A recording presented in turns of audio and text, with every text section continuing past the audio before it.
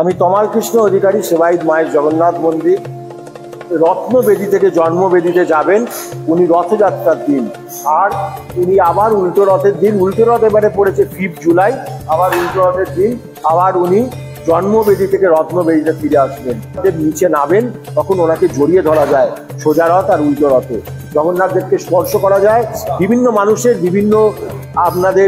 বিভিন্ন রকম রোগ ব্যাধি, বিভিন্ন রকম প্রবলেম, দোষ ভাড়া থাকে। উনি তো জগতের না, জগতের বন্ধু, সমস্ত দেবতার উনি ঊর্ধ্বে। উনি সত্যযুগে নারায়ণ, ত্রেতায় রামচন্দ্র, দাপরে কৃষ্ণ, কলিতে জগন্নাথ। তাই জগন্নাথ দেবকে নিজের হাতে মালা পরালে, জগন্নাথ দেবকে স্পর্শ করলে এইসব রোগ ব্যাধি থেকে মুক্তি পাওয়া যায়। উনি হচ্ছেন জগন্নাথ। জগ মানে বিশ্ব, নাথ মানে ভগবান, উনি জগতের ভগবান। তাই আসুন সবাই জগন্নাথ দেবের কৃপা লাভ করুন, জগন্নাথ দেবকে প্রাণ ভরে দর্শন করুন। আমরা বলি নেত্র ভরা দর্শন আর গলা ভরা ভোজন। জগন্নাথ দেবের 56 ভোগ, এই জগন্নাথ দেবের সবাই সেবা গ্রহণ করুন। সবাই আসুন, জগন্নাথ দেবের কৃপা লাভ করুন।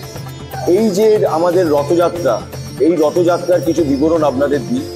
এই যে রথ আপনারা দেখছেন, আগে আমাদের ছিল কাঠের রথ, কিন্তু তখনকার দিনে বুড়ো বুড়িদের একটা ভ্রান্ত ধারণা ছিল যে কাঠে রথে যদি গলায় দড়ি দিই বা রথে আমি যদি কিছু করি, রথ যাচ্ছে, রথে আমি যদি শুয়ে পড়ি, আমি যদি মারা যাই তাহলে স্বর্গ লাভ করবো।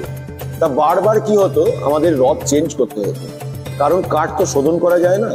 এই রথ আমাদের চেঞ্জ করতে তখনকার দিনের অধিকারীদের একটা ব্যয় সাপেক্ষ ব্যাপার। তাই বারবার চেঞ্জ করার পর আমাদের আজ থেকে 141 বছর আগে হুগলির দেওয়ান ছিলেন কৃষ্ণচন্দ্র বোস। ইনি ছিলেন শ্যামবাজারের বসু পরিবার। এই রথটা দান করেছিল। এই রথটা 125 টন ওজন আর পুরো লোহার রথ। এই লোহার রথে যদি কিছু হয়, কোনো কিছু গলায় দড়ি বা কোনো কিছু ঘটে, তাহলে লোহার শোধন করা যায়। এই রথটা পুরো লোহার আর কাঠের পাটাতনে মোড়া। এর 4টে তলা। প্রথম হচ্ছে চৈতন্য লীলা, তারপর হচ্ছে রামলীলা, তারপর কৃষ্ণলীলা, তারপর জগন্নাথ দেবের সিংহাসন। জগন্নাথ দেব, বলভদ্রদেব, মা সুভদ্রা, নারায়ণকে নিয়ে একদম টপে জগন্নাথ দেবের সিংহাসনে তিনি বিরাজ করেন। সেখানে আমাদের রাজবেশ হয়। একটা কথা মনে রাখবেন, পুরীতে 5টা দিন সোনার বেশ বা রাজবেশ হয়। আপনারা যদি পুরী এই 5টা দিন দেখে আপনারা যান, সেখানে আপনারা শুধু জগন্নাথ দেবকে দর্শনই করবেন না, আপনারা জগন্নাথ দেবের যে 18 মণ সোনার গয়না পরা হয়, যে 18 মণ সোনার গয়নাও আপনারা দর্শন করবেন। সেই কি 5টা দিন? 1 নম্বর দিন হচ্ছে উল্টো রথের পরের দিন, যেদিন স্বর্ণবেশ হয়। দ্বিতীয় হচ্ছে বিজয়া দশমী, দুর্গাপুজোর বিজয়া দশমী। তৃতীয় হচ্ছে দোল পূর্ণিমা, যেটা আমরা দোল যাত্রা বলি। চতুর্থ হচ্ছে রাস পূর্ণিমা। আর পঞ্চম হচ্ছে পৌষ পূর্ণিমা, যেদিন রামচন্দ্র রাজা হয়েছিলেন। এই 5টা দিন পুরীতে স্বর্ণবেশ হয়, সোনার বেশ হয়। আর আমাদের এখানে 4 দিন হয়। একটা হচ্ছে নবযৌবনের দিন, আর সেকেন্ড হচ্ছে নবযৌবনের পরের দিন, আর সোজা রথের ওপরে, আর উল্টো রথের ওপরে।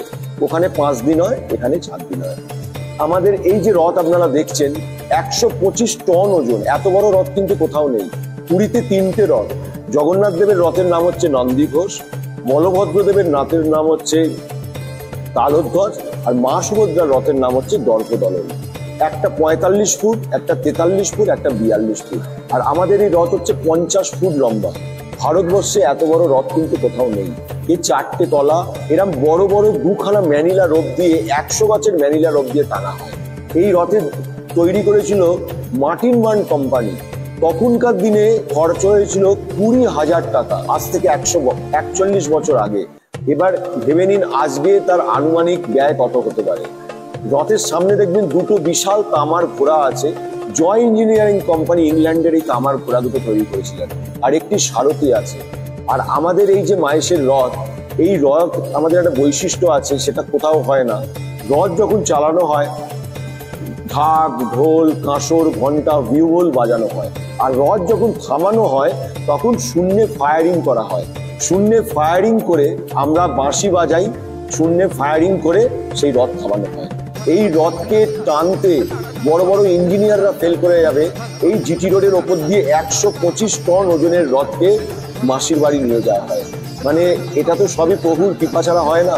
উনি খুব মুডি দেবতা, বাচ্চা ছেলের মতো। মুড ভালো থাকলে সব ঠিক আছে। যদি আমাদের কাজে কোনো ত্রুটি হয়, তাহলে চাকা বসে যাবে, এটা ভেঙে যাবে, ওটা খুলে যাবে, উনি কিছুতেই যেতে চাইবেন না। যে পথ আমাদের 2.5 থেকে 3 ঘন্টা লাগে, সেটা 4.5 ঘন্টা 5 ঘন্টা লাগিয়ে দেয়। আবার যদি মুড ভালো থাকে, সমস্ত কিছু যদি ঠিক থাকে, তাহলে উনি 2 ঘন্টার মধ্যেই মাসির বাড়িতে পৌঁছে যান। তাই সকলে আসুন, জগন্নাথ দেবের কৃপা লাভ করুন। আমরা বলি রথেচ বামনং দৃষ্ট পুনর্জন্ম ন হবে। তো রথে যদি বামন রূপ দর্শন করা যায় তাহলে পুনর্জন্ম হয় না। কারণ রথে জগন্নাথ দেবের যে পুজো, জগন্নাথ দেবের নামে হয় না, শ্রীকৃষ্ণের নামে হয়। শ্রীকৃষ্ণের 12 মাসে 12টা নাম। বৈশাখে নাম হচ্ছে মধুসূদন, জ্যৈষ্ঠ মাসে নাম হচ্ছে ত্রিবিক্রম, আর আষাঢ় মাসের নাম হচ্ছে বামন। যেহেতু আষাঢ় মাসে রথ হয়, সেই জন্য আমরা বলি রথেচ বামনঙ্গিষ্ট পুনর্জন্ম ন হবে। 5 জুলাই হচ্ছে পুনর্যাত্রা। আবার উনি জন্মবেদী থেকে আবার নিজ গৃহে ফিরবেন রত্নবেদীতে। এই রত্নবেদীতে 1000 শালগ্রাম শিলার উপর বসে আছেন। তাই সবাই আসুন, জগন্নাথ দেবের কৃপা লাভ করুন। আমাদের প্রস্তুতি তুঙ্গে, আমাদের মাননীয় সিপি সাহেব, ডিএম ম্যাডাম, আমাদের অন্যান্য যত আধিকারিকরা আছেন সবাই এসে আমাদের সমস্ত মিটিং হয়েছে, আমাদের পুরো রথের পর্যবেক্ষণ হয়েছে, আমাদের বসু পরিবার ছিলেন, আমাদের অধিকারীরা সবাই মিলে আমাদের মিটিং হয়েছে, যাতে রথটা সুসম্পর্কভাবে সবাই মিলে আমরা ঠাকুরকে আমরা নিয়ে যেতে পারি। উল্টো রথের দিন বা সোজা রথের দিন আমরা নিজ গৃহে থেকে আবার ফিরে আসবেন, আবার সোজা রথে আবার এখান থেকে আবার মাসির বাড়ি যাবেন। যাতে সব ঠিক থাকে, ঠাকুরের কাছে এটাই কামনা করি, যাতে জগন্নাথ দেব তুমি একদম সুন্দরভাবে তুমি মাসির বাড়িতে যাও, আবার মাসির বাড়ি থেকে আবার নিজের গৃহে ফিরে এসো। এটাই সবার কাছে আমাদের কামনা, জগন্নাথ দেবের, বলভদ্রদেব, মা সুভদ্রার কাছে কামনা। সবাই ভালো থাকুন, সুস্থ থাকুন, জগন্নাথ দেব সবার কৃপা করুক, এটাই জগন্নাথ দেবের কাছে আমার কামনা। সবাই ভালো থাকুন। আমি তমাল কৃষ্ণ অধিকারী, সেবায়িত মায়ের জগন্নাথ মন্দির। জয় জগন্নাথ, জয় জগন্নাথ, জয় জগন্নাথ।